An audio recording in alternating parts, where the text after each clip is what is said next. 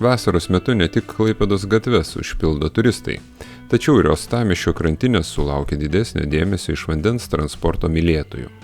Šį kartą šis dėmesys ypatingas, nes Klaipėdoje vienu metu lankosi per 40 burlaivių, net iš 12 pasaulio šalių. Rytoj, tai yra sekmadienį, šie jūrą skruodžiantys vėjo porininkai paliks mūsų miestą, tad apie tai mes paruošime atskirą siužetą.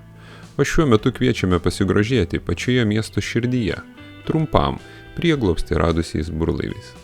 Primename, jog jūsų prenumerata, patiktukai ir komentarai yra labai svarbus. Tai mus įkvepia kurti naujus video siužetus ir taip tęsti šio kanalo plėtrą.